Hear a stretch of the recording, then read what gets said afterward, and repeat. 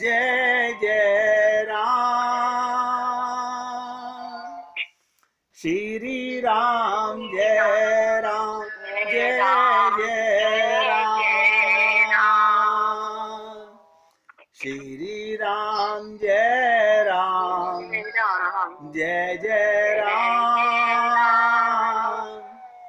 श्री राम जय राम, जय जय राम,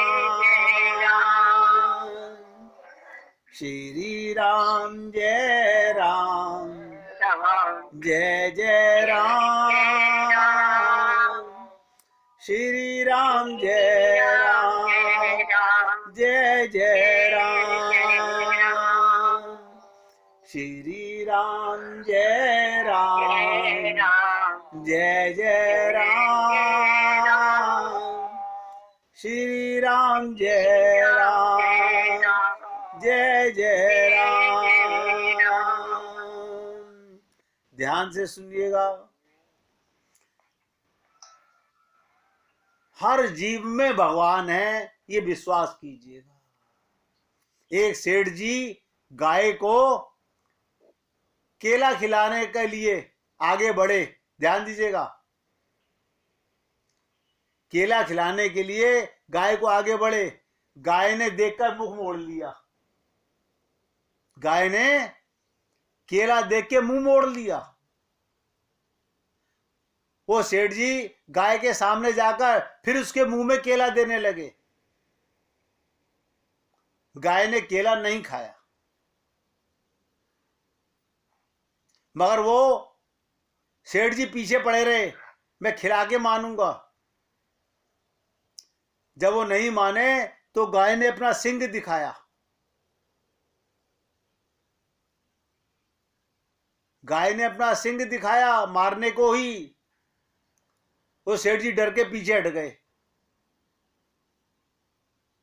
जब वो सेठ जी पीछे हट गए तो वही गाय के पास में एक दूसरी गाय खड़ी थी दूर। तो उसने पूछा कि तुझे वो इतने प्यार से केला खिला रहे थे, तूने केला क्यों नहीं खाया?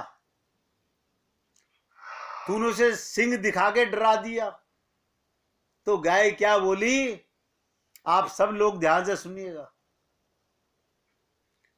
गाय बोली, प्यार नहीं, आज मजबूरी में खिला रहे थे सेठ जी। आज एकादशी है,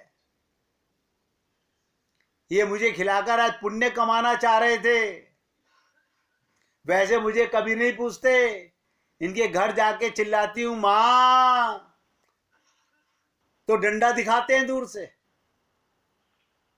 आज ये पुण्य कमा रहे थे।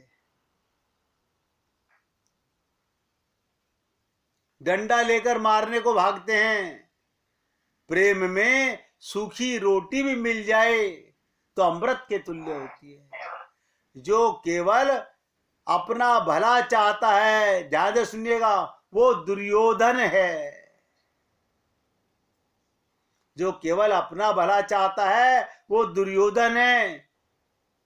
जो अपनों का भला चाहता है, ध्यान से सुनिएगा, वो युधिष्ठिर है। और जो सबका भला चाहता है वो भगवान श्री कृष्ण है। आप सोच के देखिएगा, कर्म के साथ साथ भावनाओं का बहुत महत्व होता है। हम लोग ऐसे ही चक्कर में पड़े हुए हैं।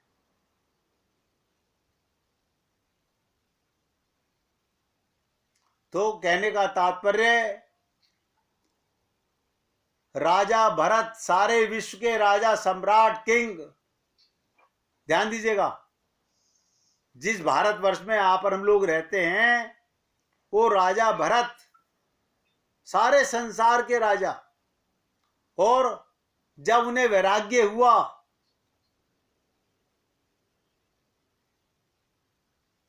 अपने जो शत्रु राजा थे उनके राजा होने के जमाने में उनके घर जाकर भिक्षा मांग मांग के भजन करते थे।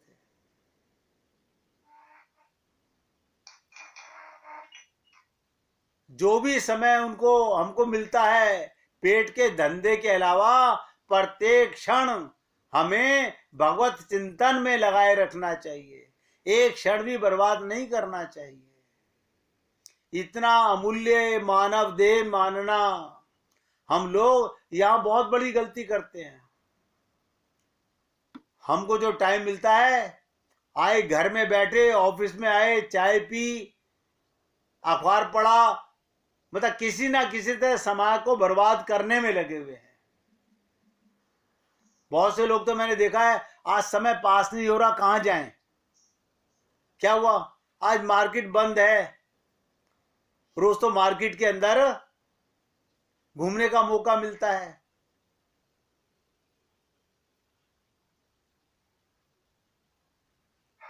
कहीं दोस्तों के यहां गए, संसारी प्रपंच, राग द्वेष की बातें अपने घर में हो तो वहां भी संसार की बातें, संसार के विषयों में आसक्ति ना हो, विषय का सेवन ना करें, ये विरक्ति, मान शून्यता होना,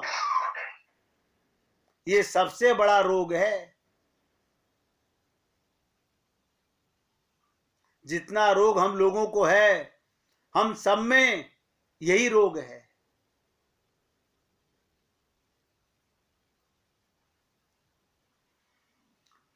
कोई किसी ने हमको अपमानजनक जरा सी बात कह दी, हमें उसी दिन डिसाइड कर लेते हैं अब इसके घर कभी नहीं आएंगे।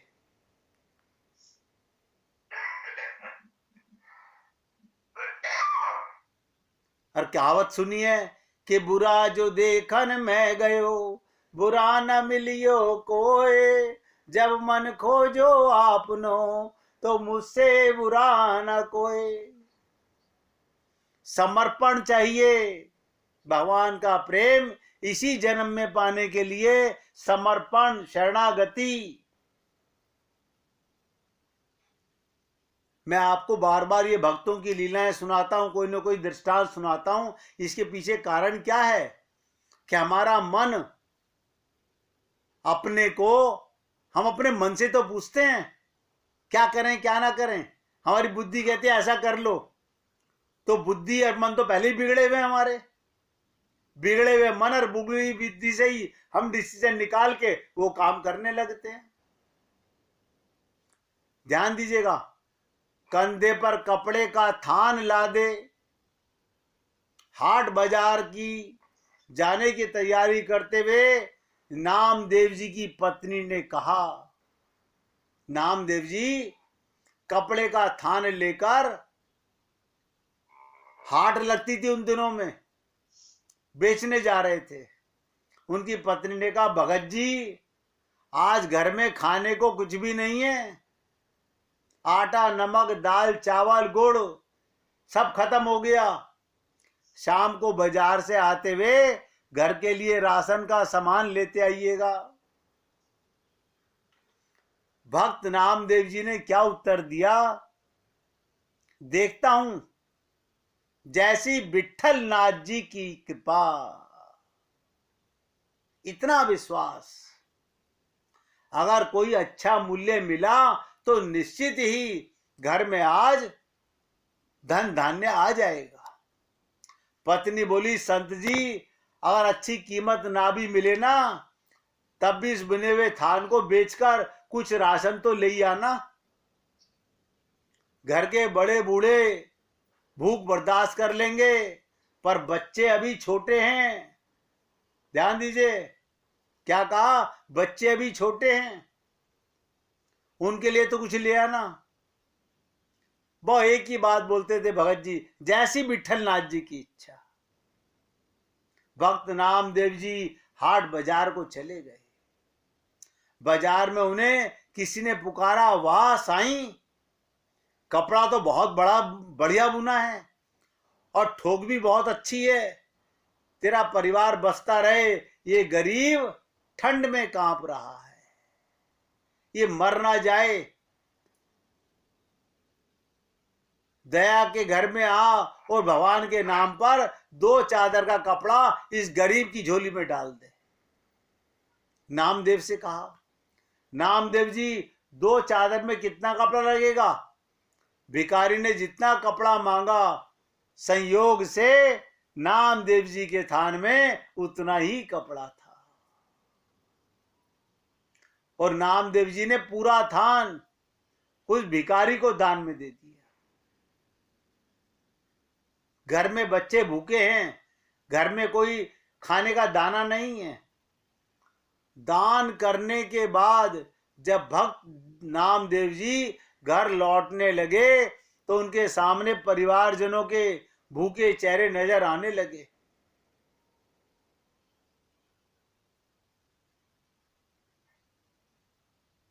भूखे चेहरे नजर आने लगे। फिर पत्नी की कही बात कि घर में खाने के लिए कुछ भी नहीं है, दाम कम भी मिले तभी बच्चों के लिए कुछ ले आना। अब दाम तो क्या, थान भी दान में जा चुका था। भक्त नामदेव जी एकांत में घर नहीं गए, एक पेड़ की छांव में नीचे बैठ गए और क्या सोच रहे हैं, जैसा मेरे विठल नाथ जी की इच्छा। जब सारी सृष्टि की सार पूर्ति वो खुद करता है, वो जग भरता है, ये तो आप और हम लोगों की मूर्खता है। क्या हम ऐसा सोचते हैं आज हमारे घर में भी जो भी कुछ हो रहा है वो सब उसी की कृपा है। जब सारी सृष्टि का सार पूर्ति वो खुद करता है तो मेरे परिवार का पेट भी वही भरेगा। अब भक्त नामदेव जी पेड़ के नीचे बैठ के गाने लगे, विठल विठल विठला पांडुरंग विठला, विठल विठल विठला पांडुरंग विठला। वो अपनी मस्ती में गाए जा रहे हैं। अब भगवान कहाँ रुकने वाले थे। भक्त नामदेव जी ने सारे परिवार की जिम्मेदारी विठल नाथ जी को सौंप दी। अब भगवान जी ने भक्त की झोपड़ी का दरवाजा खटखटाया, ध्यान दीजिएगा। कहते ना, अहम भक्त पराधीना।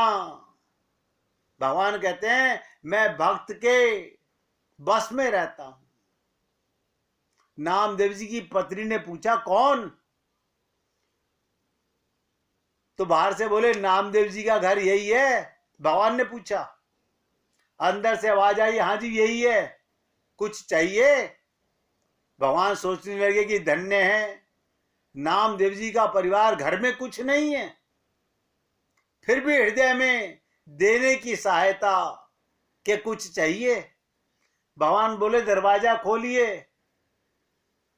तो नामदेव जी की पत्नी ने कहा आप कौन हैं।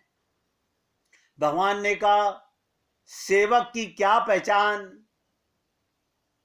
भक्तानी जी किवाड़ खोलिए। जैसे नामदेव जी विठल के सेवक, ऐसे ही भगवान नामदेव के सेवक बन गए। एक नौकर का रूप रख लिया भगवान ने, और राशन का सामान रखवा लो। क्या बोले भगवान, बोले राशन का सामान रखवा लो। पत्नी ने दरवाजा पूरा खोल दिया।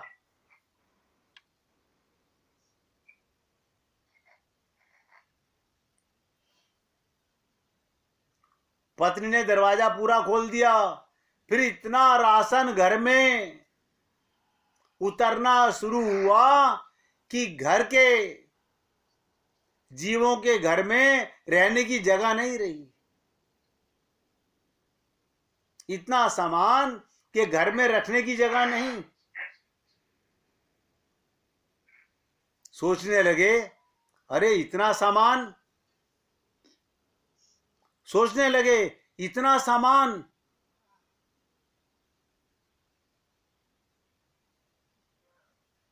अरे भाई कौन मूर्ख है।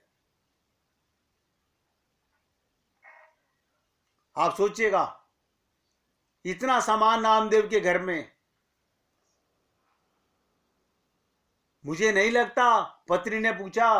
भगवान ने कहा जो नौकर बन के आए थे, भक्तानी आज नामदेव का थान सच्ची सरकार ने खरीदा है। जो नामदेव का सामर्थ्य था उसने भुगता दिया, और अब तो मेरी सरकार का सामर्थ्य है जो चुकता कर रही है। जगह और बताओ कहां रखूं?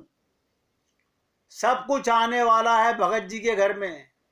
शाम ढलने लगी और रात अंधेरे, ध्यान दीजिएगा, रात 20 पांव पसारने लगी।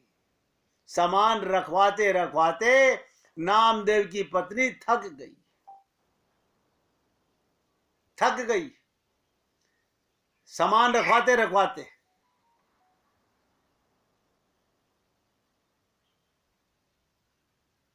इतना सामान नामदेव के घर में।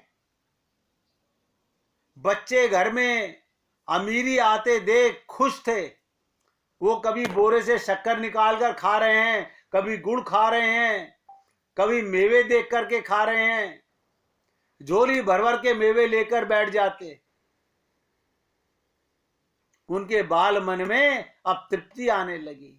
भक्त नामदेव जी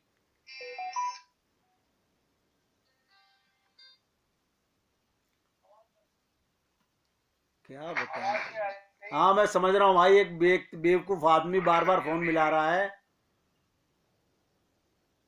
मैं फोन काट रहा हूं, वो बार बार मिला रहा है, उसे समझ नहीं आ रही। भक्त नामदेव जी अभी तक घर नहीं आए थे। सामान पहुंच गया, भगत जी नहीं आए। सामान आना लगातार जारी रहा। आखिरी पत्नी ने हाथ जोड़कर कहा, सेवक जी अब बाकी का सामान संत जी के आने के बाद ही लेके आना,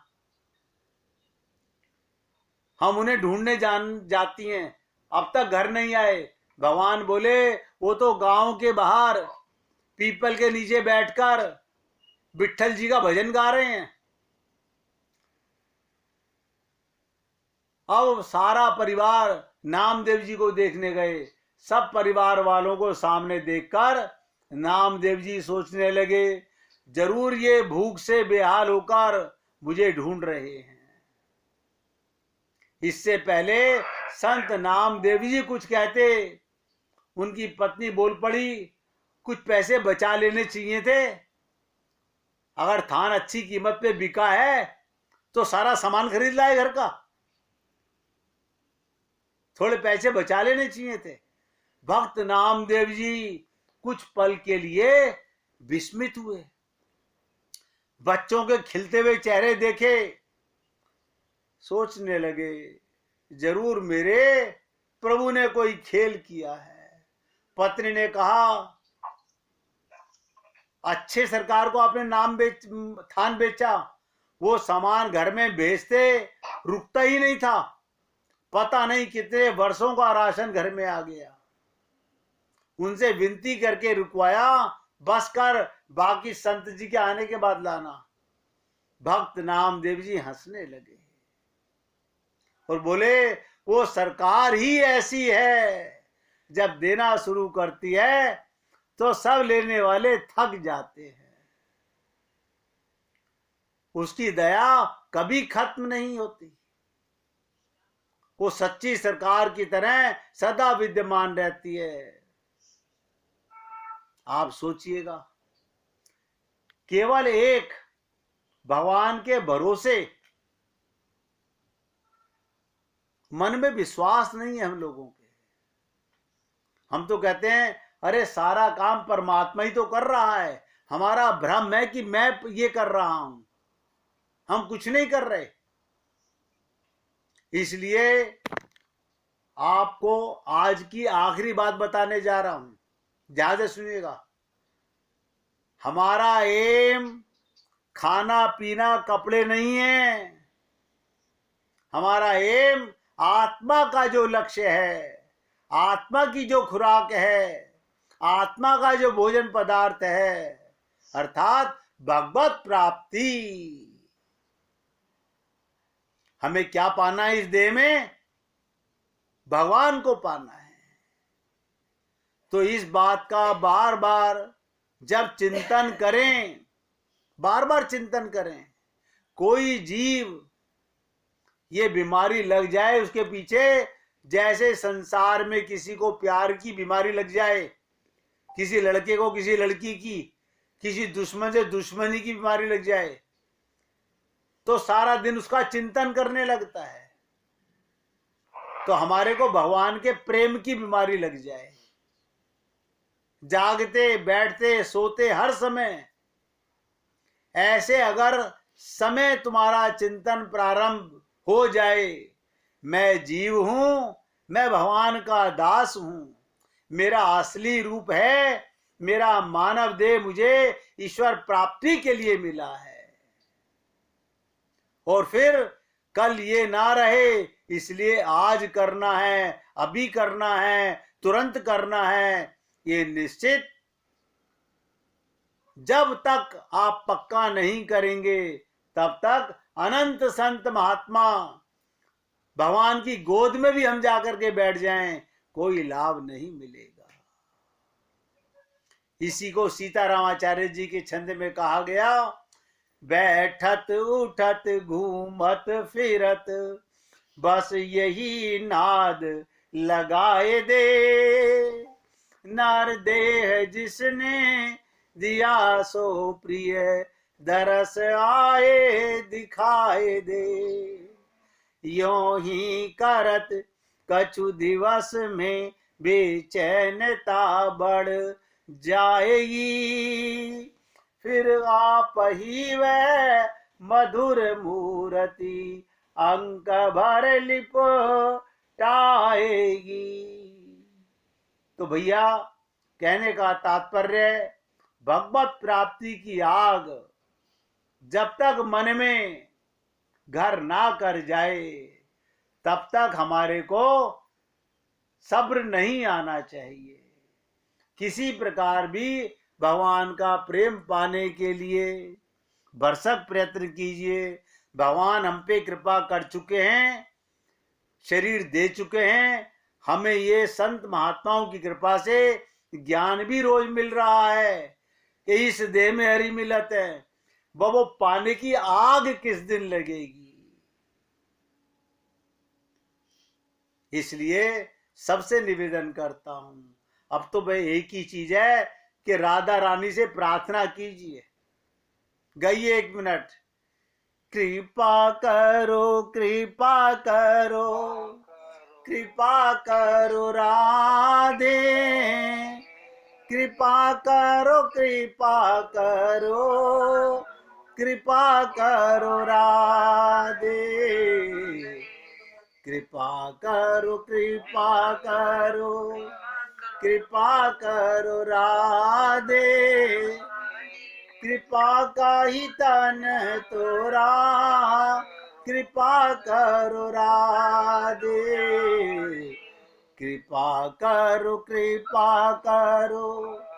कृपा करो राधे, का घट जाए तोरा कृपा करो राधे, कृपा करो राधे,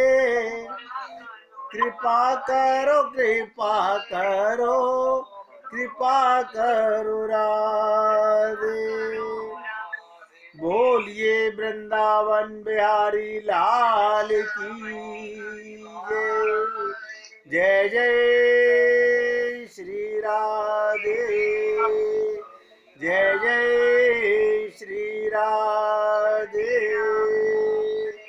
बोलिए लाल जी का मंगल हो, सभी भक्तों का मंगल हो।